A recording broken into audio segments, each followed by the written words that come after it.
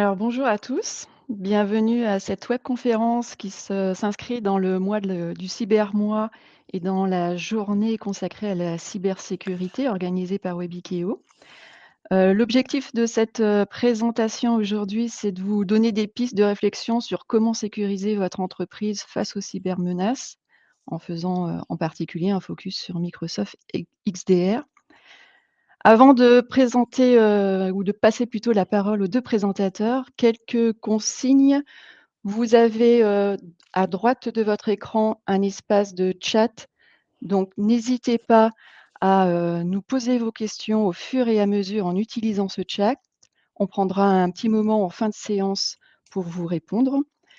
Idem, hein, si vous avez d'autres réflexions, n'hésitez pas à l'utiliser, il est là pour ça.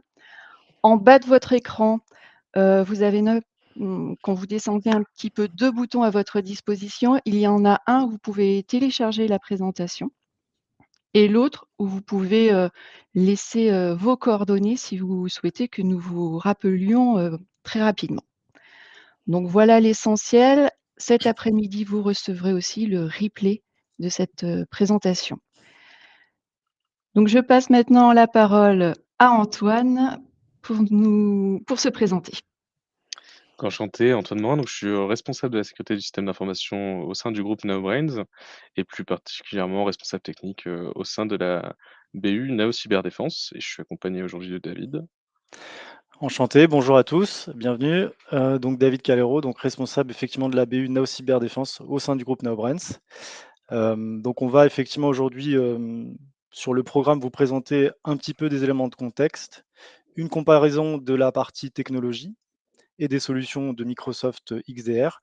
Et on va pouvoir effectivement faire une petite démo live à la fin pour vous mettre en condition et une situation dans conditions plutôt opérationnelles. Donc on va démarrer déjà dans un premier temps sur des éléments plutôt de contexte. Donc là, effectivement, quelles sont les conséquences d'une cybermenace? Je pense qu'on le sait un peu tous. Aujourd'hui, effectivement, ça devient un peu le quotidien de toute organisation, c'est-à-dire comment faire face à une cyberattaque. Quelles sont les conséquences d'une cyberattaque aujourd'hui? Effectivement, c'est plutôt des choses assez très impactantes qu'on y fait face, surtout notamment de la perte d'exploitation, de la perte de production, une paralysie de votre organisation. Donc effectivement, au-delà de l'impact qui peut être opérationnel ou financier, on peut avoir aussi des impacts liés à l'image, à la confiance de partenaires, à la confiance de certains fournisseurs ou clients et bien même au-delà de ça, de vos propres collaborateurs. Ce qui est important de voir un petit peu dans les chiffres qu'on va vous présenter pour avoir effectivement les causes effectivement de certaines cybermenaces, c'est effectivement, comme je vous l'ai dit préalablement, vos collaborateurs sont effectivement une partie de la cible des cyberattaquants. Pourquoi? Parce qu'aujourd'hui, effectivement, les tentatives de phishing sont en recrudescence et aujourd'hui, elles sont de plus en plus sophistiquées. On a effectivement 71 des entreprises qui ont déclaré avoir été victimes d'une tentative de phishing, mais ciblée. C'est-à-dire qu'aujourd'hui, on a vraiment une analyse avant des hackers, une analyse du contexte de l'organisation avant d'envoyer des tentatives d'hameçonnage. Ce qui fait le lien avec, effectivement l'augmentation des attaques par, ransomware. Donc effectivement, là, c'est, paralyser totalement l'organisation en cryptant l'ensemble des données et en vous demandant effectivement une contrepartie financière pour la restitution, de ces éléments-là, de ces datas-là, pour pouvoir continuer à avoir un système d'information opérationnel, ce qui est pas forcément toujours le cas, sur aujourd'hui les hackers qui ont forcément plutôt une, je dirais un objectif plutôt de détruire la data plutôt que de pouvoir la monnayer.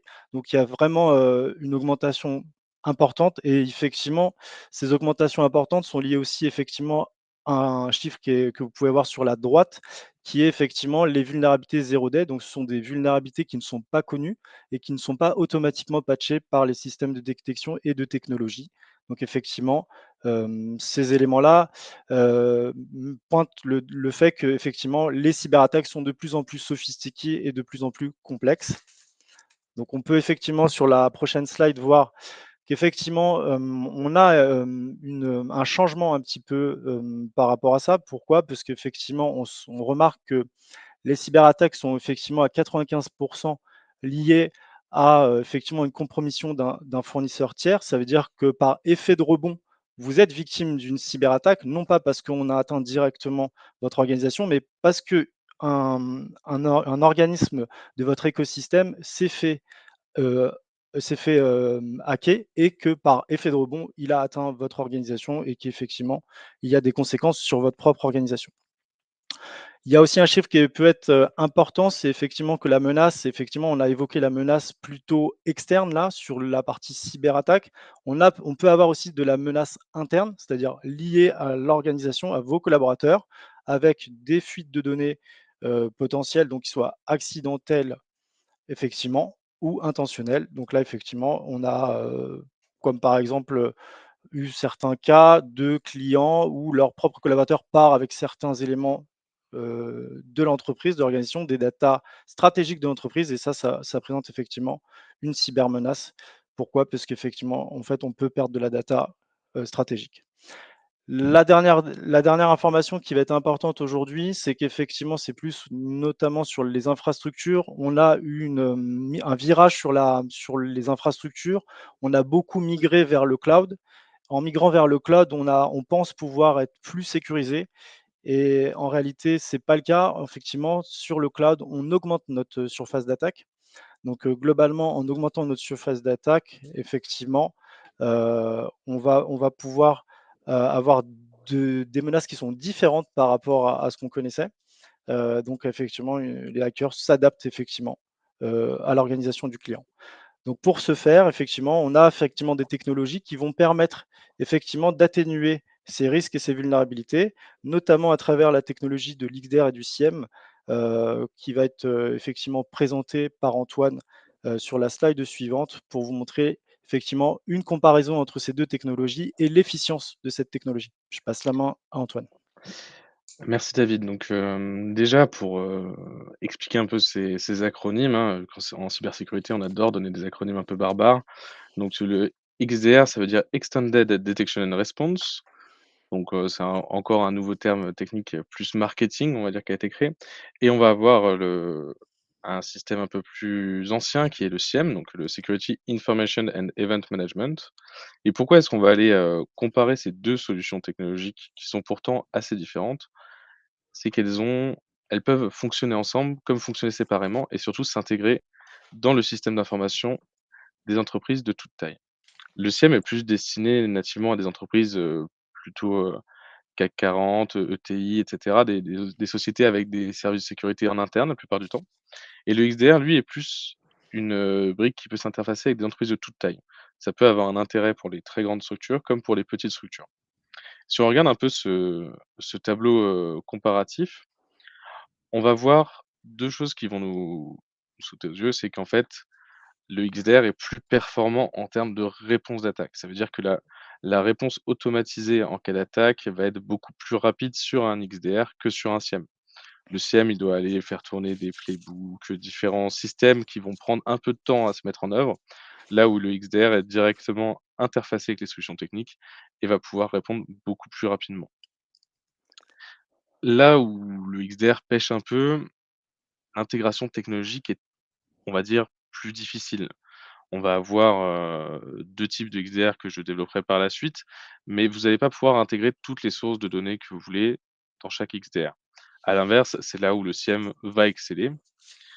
Et pour aller plus loin, ce que je vous dirais là-dessus, c'est qu'en fait, il ne faut pas voir le XDR et le SIEM comme 2 produits techniques qui ne fonctionnent pas ensemble, mais plutôt comme 2 produits techniques qu'on peut assembler pour faire fonctionner de concert et avoir une couverture en termes de cybersécurité qui soit beaucoup plus poussée. Quelques chiffres, ça sera la dernière fois la présentation où on va vous en montrer, mais le réduction du temps de réponse moyen, c'est environ 60 grâce au XDR. Parce que comme je vous le disais, on va avoir des connexions directes avec les solutions techniques qui vont nous permettre d'aller, mitiger le risque directement. Aujourd'hui, plus de 75 des entreprises qui ont intégré en fait un XDR dans leur système d'information, du moins, pardon, excusez-moi, 75, c'est le gain en fait de la solution XDR pour la corrélation des événements de sécurité. Donc ça va vous permettre de corréler plus facilement parce qu'en fait, le XDR va de lui-même faire cet interfaçage entre les différentes solutions de sécurité. Et le dernier sur lequel je vais m'appuyer, c'est, le x3 en fait, les entreprises, qui utilisent du XDR sont capables de répondre beaucoup plus rapidement et surtout en fait, on va dire d'aller, mitiger une attaque avant qu'elle ait atteint tout le système d'information. C'est vraiment là-dessus, où faut voir l'intérêt. Maintenant qu'on a parlé de ces quelques chiffres, on va se demander quelles sont en fait les solutions XDR possibles aujourd'hui sur le marché. On va avoir 2 types de solutions. Une solution qu'on dit agnostique, ce qui veut dire qu'en fait elle ne se limite pas à un écosystème d'un éditeur et on va avoir de l'autre côté les éditeurs qui proposent du XDR et qui vont s'interfacer directement avec leurs solutions techniques. Quel est l'intérêt en fait d'avoir un XDR, agnostique? C'est vraiment en fait qu'on a une flexibilité totale. C'est-à-dire qu'on va pouvoir aller, s'interfacer avec n'importe quelle technologie. On va pas être, limité à un écosystème restreint et on va pouvoir aller faire évoluer l'ensemble de notre protection grâce à ces différentes technologies qu'on va interfacer. Pour citer quelques noms, hein, qui sont, très connus sur le XDR, on va avoir notamment la partie, IBM, donc Security QRadar XDR, donc c'est un dérivé de leur, solution de SIEM, qu'ils avaient, auparavant. On va avoir aussi Palo Alto qui propose, Cortex XDR, qui est donc, Palo Alto qui est une marque de firewall initialement qui se démarque aujourd'hui en allant sur ces solutions techniques qui sont plus ouvertes et plus complètes. Et enfin, on va avoir, on va dire le français qui est plutôt, intéressant parce qu'il est vraiment agnostique et il n'a aucune dépendance technologique. C'est vraiment Sequoia, qui est donc une entreprise 100 française et qui nous permet de nous interfacer vraiment avec la majorité des solutions du marché. À savoir qu'on a quand même des désavantages, en fait, à aller sur des solutions agnostiques, c'est qu'on a quand même des complexités d'intégration. Certes, les solutions tolèrent dans la plupart des cas d'intégrer, la plupart des systèmes connus, mais on va être obligé de faire un peu plus de travail que si on était dans un écosystème éditeur. Donc, in fine, on va avoir un délai de déploiement qui sera plus long à cause de l'interopérabilité. Mais une fois qu'on aura réalisé, en fait, toute cette phase d'interopérabilité, donc de normalisation des journaux qu'on va pouvoir récupérer des différentes solutions techniques, on va pouvoir vraiment bénéficier d'une solution qui est pratique pour les équipes et qui répond très vite en cas d'attaque. Si on parle maintenant des solutions éditeurs, on va avoir 3, on va dire 3 mastodontes du secteur là-dessus. On va retrouver, l'objet de ce webinaire qui est, Microsoft Defender XDR qui est on va dire, en train de s'imposer comme leader de ce marché des XDR. On va retrouver aussi, SentinelOne qui est, initialement un éditeur d'EDR qui va en fait aller, développer une plateforme complète de protection avec des analyses réseau et cetera qu'il ne n'avait pas auparavant. Et enfin, on va avoir aussi CrowdStrike avec, leur suite, Falcon XDR qui va nous permettre d'aller vraiment, explorer tout le système d'information. Les avantages qu'on va avoir vraiment là-dessus, c'est que, on les intègre très facilement, ces solutions techniques. On a réduit énormément les temps de déploiement qui étaient nécessaires à l'intégration des XDR et puis, si on rapporte ça au SIEM, c'est vraiment, divisé par 10 en fait, vos coûts d'intégration à aller, sur du XDR éditeur. On va avoir une réduction des faux positifs. Pourquoi on va avoir une réduction des faux positifs? Parce qu'en fait, nos les solutions techniques qui sont intégrées, en fait, à l'intérieur de cet écosystème éditeur, elles sont maîtrisées. Donc c'est-à-dire qu'ils auront la plupart des cas d'usage qui sont déjà établis. Vous allez pas avoir besoin d'aller définir vos cas d'usage. Ils seront déjà intégrés au sein de ce XDR. Et enfin, une problématique qui est quand même pas à négliger, c'est qu'on va pouvoir avoir un support avec un single point of contact où on va pouvoir aller s'adresser directement à l'éditeur pour toutes nos problématiques autour du XDR. L'inconvénient, bah, c'est ce que je disais auparavant, c'est qu'en fait, on va être, tributaire de ce verrouillage fournisseur, donc ça peut être un gros inconvénient si vous avez un écosystème qui est très diversifié, très varié. Mais après, si vous avez un écosystème très centré, dans le cas de Microsoft, autour d'Office 365, vous allez vraiment avoir une capacité de vous intégrer qui va être, très, très bonne. Si maintenant on va parler un peu de ce produit justement, Microsoft Defender XDR. Quelles sont ses spécificités?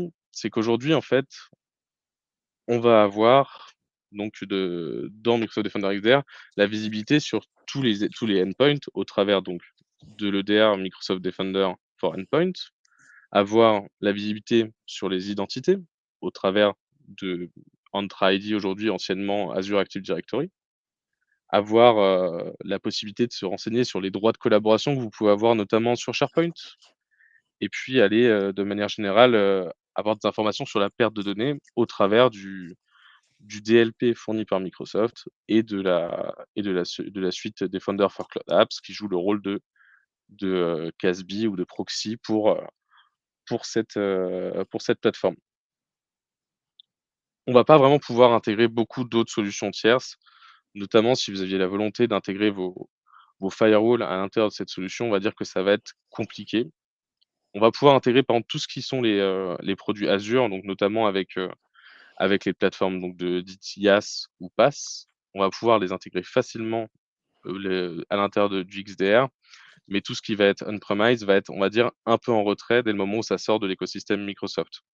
Ce que ça veut dire, c'est que les Active Directory, par contre, eux, peuvent être intégrés dans ce XDR et on peut notamment prendre des mesures de remédiation dessus.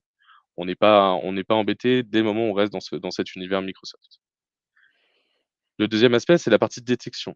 C'est un point que j'ai pas forcément, abordé auparavant, mais la threat intelligence, donc la chasse aux menaces en français, c'est littéralement le point le plus important de toute solution de réponse à incident.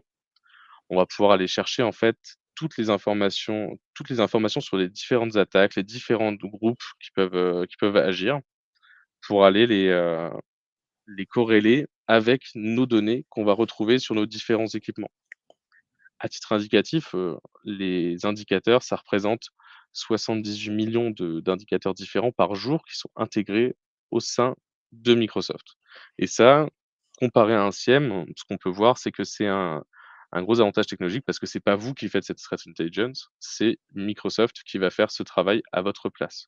Vous n'avez pas besoin d'aller intégrer, vous pouvez vous interfacer avec vos sources existantes si vous en avez déjà de votre côté, mais c'est vraiment Microsoft qui va le faire en autonomie. Et enfin, sur le la réponse en ligne, elle va être quasi instantanée avec Microsoft. Ça veut dire que le XDR va aller prendre des mesures de protection. Il va aller notamment pouvoir aller déconnecter des endpoints du réseau, aller pouvoir bloquer des comptes. Donc il va pouvoir nous donner du temps pour aller investiguer. Il va faire son investigation pour partie automatique, mais il ne pourra pas remplacer l'humain. On aura toujours un aspect humain qui sera hyper important dans le XDR pour pouvoir le faire fonctionner correctement. Donc là-dessus, ce qu'il faut vraiment vous dire, c'est que la solution technique ne remplace pas l'humain, mais plutôt va aller accompagner l'humain pour répondre au mieux aux nouvelles attaques qu'on peut avoir sur le marché. Effectivement, donc comme disait Antoine, la technologie n'est pas forcément suffisante, donc elle est sans doute indispensable, mais pas suffisante. Donc l'intérêt effectivement, c'est de pouvoir combiner, le service managé autour de ces technologies pour pouvoir effectivement être plus efficient dans la réponse et je dirais plus proactif dans la réponse. Alors pourquoi un service managé? L'objectif, c'est vraiment effectivement de minimiser la propagation de l'attaque et effectivement, bloquer ou endiguer effectivement les périphériques ou les éléments qui sont déjà vérolés. Donc effectivement, l'intérêt d'avoir ce service managé autour des technologies, c'est de pouvoir effectivement monter avoir une expertise dédiée sur la sécurité avec des experts cyber, qui sont effectivement externalisés en partie. Pourquoi? Parce qu'effectivement, vous n'avez pas besoin, de recruter ces ressources, qui sont très pointues, sur le marché, mais également d'avoir une surveillance de votre système d'information en continu. Donc avec une réponse à incident 24/7 et une surveillance permanente de votre système d'information. Et également pouvoir libérer vos collaborateurs de ces tâches assez chronophages et sur lesquelles vous allez pouvoir, prioriser votre stratégie sur d'autres, valeurs ajoutées au sein de votre organisation ou de votre, service. Donc on va pouvoir effectivement, vous proposer, de vous mettre en condition de situation par un opérateur de Nao Cyberdéfense à travers une petite démonstration d'Antoine sur, la technologie XDR de Microsoft et je vais passer la main à Antoine sur la démonstration, de l'outil et avec, effectivement une démonstration en conditions opérationnelles. Antoine? Tout à fait. Donc je vais lancer mon partage d'écran, là, pour quelques secondes. On va se retrouver, en fait, sur la console donc de Microsoft. David, tu vois bien le partage? Très bien. Tu Très peux bien, y aller, parfait. hein, je pense qu'on On est le tout voit. bon. OK, nickel. Alors, on se retrouve, sur cette, console Defender. C'est vraiment là, on est sur le dashboard global, donc c'est là où vous arrivez quand vous allez, pour, traiter un incident. Ce dashboard vous donne quelques petites informations globales sur votre entreprise. On va avoir donc, des infos sur les devices qui vont être affectés par des malwares, la partie compliance des périphériques, notamment avec Microsoft Intune. On va pouvoir aller se mettre dessus, donc on va pouvoir faire directement avoir des informations sur si les postes peuvent ou non accéder à notre organisation en fonction de nos stratégies et aller voir aussi les utilisateurs qui peuvent, représenter un risque. Ici, on est dans un environnement de démo, donc c'est pas des données, clients qu'on va retrouver ici. On va aller voir un incident en particulier, un incident de type ransomware. Alors, pourquoi est-ce qu'on a choisi de vous montrer, cet incident-là? C'est parce qu'on va dire que c'est vraiment le cas d'usage entreprise qu'on va retrouver, le plus souvent. Donc on va pouvoir aller sur notre incident et voir un peu à quoi ça ressemble. Donc quand on arrive en fait sur notre page de réponse à incident, on va avoir 4 éléments. On va avoir une partie alerte, on va pouvoir voir donc le déroulé de l'attaque. Une partie graphique, on va pouvoir représenter différentes choses qui ont été accédées durant cette attaque. Donc un détail sur les alertes qui sont en cours. Et là, je vais vous attirer votre œil sur, on va dire, une nouveauté, hein, dans l'environnement Microsoft 365, c'est la partie Copilot, donc la partie IA qui est intégrée au sein de cette plateforme, qui va nous permettre en fait de gagner du temps dans notre travail de réponse à incident. Quand on arrive sur ce cas, on va directement avoir un résumé. On va pouvoir savoir quand a commencé l'attaque, quand elle s'est terminée, les différentes choses qui se sont passées et on va pouvoir donc directement aller cibler les actions qui vont nous intéresser dans cette réponse à incident. Fermer cet onglet et puis on va aller utiliser une fonction qui nous permet de rejouer l'attaque. Ça veut dire qu'on va pouvoir générer le déroulement de toute cette attaque, donc toutes les différentes alertes qui ont pu être remontées par les solutions technologiques qui sont intégrées à ce système. On va avoir des alertes provenant notamment de l'EDR, donc de Defender for Endpoint, mais aussi des alertes provenant de notre partie serveur Active Directory local. Je vais pas la rejouer en entier l'attaque, parce que c'est quand même une attaque qui est assez longue. On va aller plutôt s'intéresser à une alerte ou 2 en particulier pour vous montrer un peu comment est-ce que ça fonctionne. Donc quand on voit en fait une alerte, on va pouvoir voir tous les process qui ont été exécutés sur la machine et surtout, qu'est-ce qui nous amène à dire qu'il y a quelque chose de bizarre dans cette alerte. On va on va pouvoir aller sélectionner donc nos différents process, hop, et montrer en fait qu'est-ce qui a pu se passer. Donc quand on regarde l'alerte, notre référence au Mitre Attack, donc c'est un framework de détection d'incidents pour qu'on comprenne un peu, quelles sont les méthodes utilisées. On va pouvoir retrouver la source, donc comme je le disais, en l'occurrence l'EDR et voir quels fichiers ont pu être touchés, quels sites internet ont pu être accédés et ici on peut, pour les plus férus de sécurité, on peut retrouver quand même un indicateur assez connu, hein, Mimikatz, qui est un outil pour aller, exécuter notamment sur des systèmes distants, des malwares.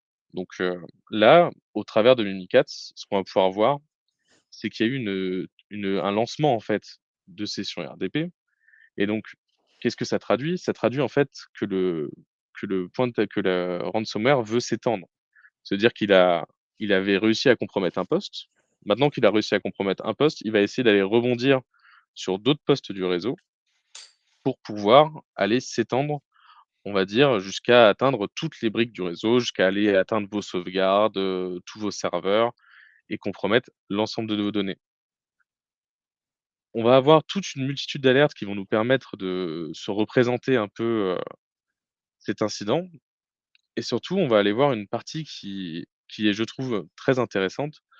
C'est en fait toutes les actions qui ont été prises par cette XDR. Donc qu'est-ce qu'il a fait cette action dans, cette XDR dans ce cas de cette attaque? On va pouvoir voir qu'il a commencé en fait par, mettre en quarantaine des fichiers. Donc des fichiers qu'il avait trouvés comme malveillants, il les a mis en quarantaine. Une fois qu'il a fait ça, il est allé libérer le device parce qu'il avait nettoyé ce qu'il y avait dedans. Par la suite, il y avait de nouvelles alertes, il a remis en quarantaine d'informations et puis on voit qu'il est allé carrément désactiver un utilisateur. Il avait donc pour objectif en fait de il a eu pour réponse le fait de désactiver cet utilisateur pour en fait aller limiter l'attaque. Ça veut dire qu'au travers de cet utilisateur compromis, il aurait pu rebondir sur différents serveurs. Le XDR a pris la mesure de cet incident et a empêché le fait de rebondir sur les autres serveurs en désactivant ce compte. Comme vous pouvez voir, là, le compte aujourd'hui, il est toujours désactivé. Donc qu'est-ce qu'on doit faire aujourd'hui? Et ben, en fait, on a besoin, en fait, d'avoir un humain qui va intervenir au travers de cette console pour pouvoir finaliser, en fait, l'incident. La machine a fait une grosse partie du travail, c'est vrai, mais en fait, elle va pas nous permettre de retrouver forcément quel était le point d'entrée initial. Peut-être que c'est passé par un mail de phishing, peut-être que c'est passé par un téléchargement malicieux, on ne sait pas.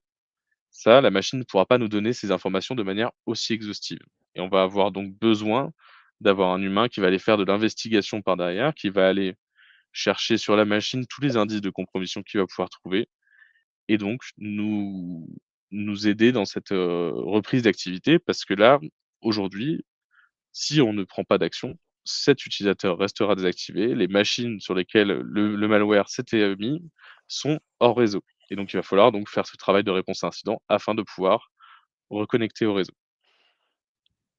Voilà ce que je peux vous dire sur cette attaque. Ce qu'on ce qu'on peut en retirer comme information, c'est vraiment le fait que la machine a pris vraiment les mesures les plus importantes, mais que l'humain est hyper important derrière pour finaliser le travail.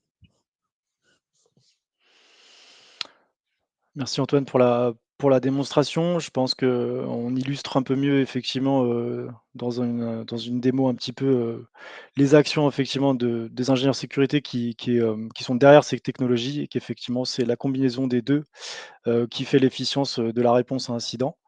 Donc pour rebondir là-dessus, effectivement, donc nous au sein du groupe NaoBrands, donc l'entité Nao Cyberdéfense accompagne plus de 500 clients aujourd'hui à travers 45 experts, certifiés cybersécurité pour une supervision à peu près de environ 17 000 équipements sécurisés. On a, effectivement une certification autour de Microsoft. C'est pour ça qu'on a effectivement on vous a proposé cette petite démonstration, qui effectivement n'est pas exhaustive, hein, par rapport à nos compétences. Nao Cyberdéfense est aussi reconnu, sur son marché, notamment par le label, Cyber Expert, et la plateforme cybermalveillance.gouv.fr. Donc on peut être sollicité pour effectivement répondre à des cyberattaques grâce à nos services pour effectivement, endiguer, répondre et surtout apporter, je dirais des préconisations et des préconisations de renforcement autour de la sécurité des systèmes d'information et on peut effectivement, couvrir l'intégralité du scope cyber à travers la gouvernance et le conseil, des audits de sécurité, la partie supervision de vos équipements, donc à travers notre SOC, notre centre opérationnel de sécurité et effectivement une partie sensibilisation des collaborateurs qui fait partie intégrante, de votre cyber résilience. Voilà un petit peu l'expertise qu'on peut apporter. On est à votre écoute pour répondre à certaines questions. Laurent, je ne sais pas si on a Oui. récupéré certaines questions dans le chat?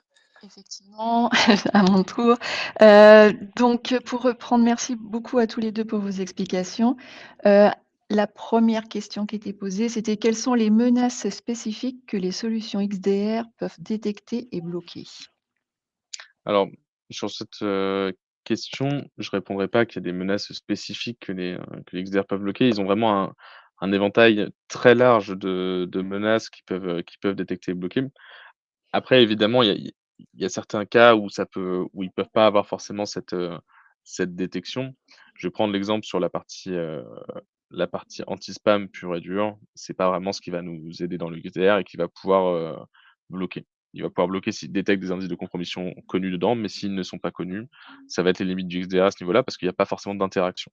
Là où il va vraiment exceller ce XDR, c'est dès le moment où il y a des interactions, en fait, avec les machines, avec les comptes et surtout aller faire de l'analyse comportementale. C'est vraiment l'atout du XDR par rapport à des solutions, comme le sien. Du coup, comme on a parlé de Microsoft, une question un peu plus spécifique, mais quels sont les prérequis en termes de licence, 365? Alors en termes de licence 365, je dirais en fait il y a, 2 possibilités. Soit, vous êtes une PME, moins de 300 utilisateurs, auquel cas on va avoir la licence Business Premium qui vous permet en fait de débloquer une grande partie des, heu, une grande partie des fonctionnalités. On va pas avoir toutes les fonctionnalités techniques qui sont développées au travers de cette licence Business Premium, mais on va pouvoir déjà avoir un bon début et surtout avoir une protection adaptée aux PME. Et puis sur les environnements un peu plus, grands comptes ou supérieurs tout simplement à 300 utilisateurs, il faudra idéalement s'orienter sur la licence E5 qui va contenir en fait tout l'aspect sécurité d'Office 365.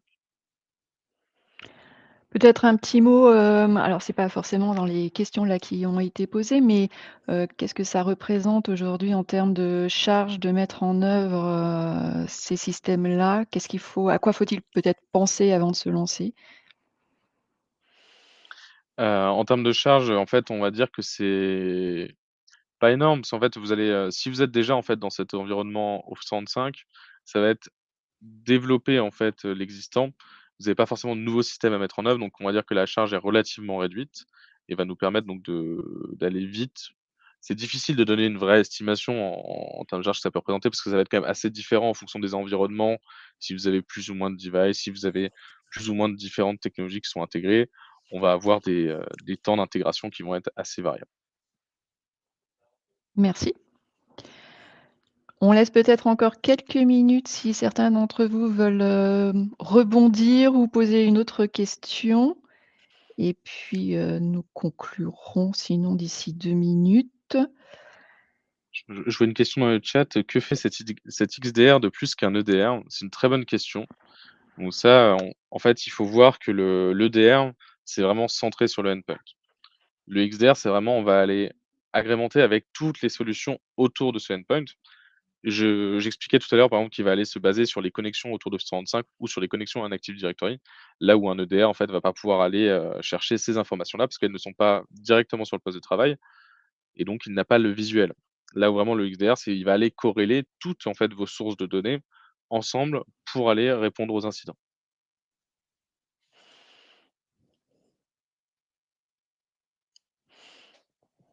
Merci Antoine.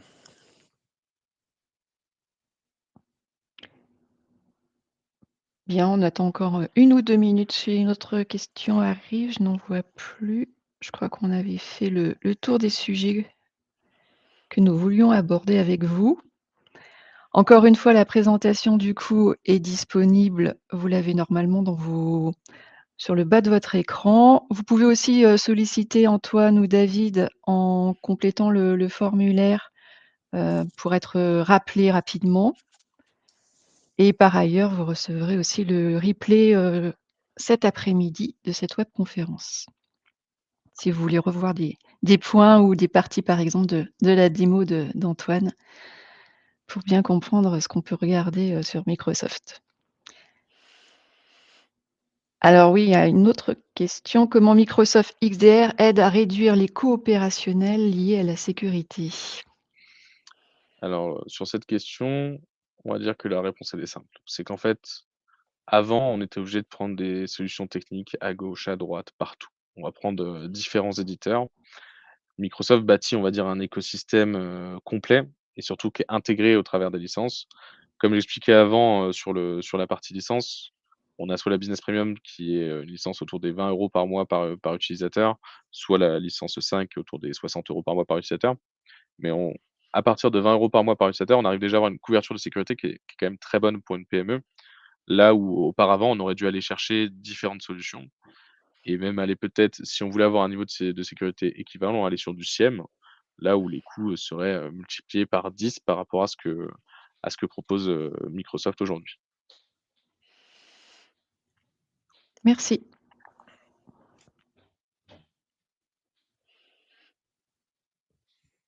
Eh bien, moi, je vais profiter pour dire en tout cas merci aux personnes qui ont assisté à cette, webconférence. Merci Antoine et merci, David, c'était très clair et ça a fait prendre conscience de plein de choses. Je vous laisse la parole et en tout cas, moi, je souhaite à tout le monde une bonne journée et puis, peut-être un bon appétit, au vu de l'heure. Bah, écoutez, pour conclure, bah, merci de votre participation. En tout cas, n'hésitez pas effectivement à nous solliciter. On sera à même de vous apporter une, réponse sur mesure par rapport à vos besoins, puisqu'effectivement, l'idée c'est pas d'avoir, une conception toute faite, de la réponse, aux technologies et aux services managés. C'est pouvoir vous accompagner sur une personnalisation de vos services et de vos besoins, grâce à un audit potentiel de nos services, avec, notamment les équipes d'Antoine. Je laisse la main à Antoine pour Ouais, conclure. Merci en tout cas de ta démo et de ta participation, Antoine. donc merci à vous pour votre présence et ce que je dirais, j'ai dû être rapide dans la démo, hein, je suis désolé pour les plus techniques, de l'assemblée. Si vraiment vous voulez, que je vous montre une réponse à incident de A à Z, comment ça se passe, comment est-ce qu'on fait l'analyse, comment on avance sur le sujet, je serais vraiment très heureux de pouvoir vous aider. N'hésitez pas à nous solliciter et puis on pourra répondre au mieux à vos attentes. Merci à tous en tout Merci à tous. Au revoir. cas. Au revoir. À bientôt. Au revoir.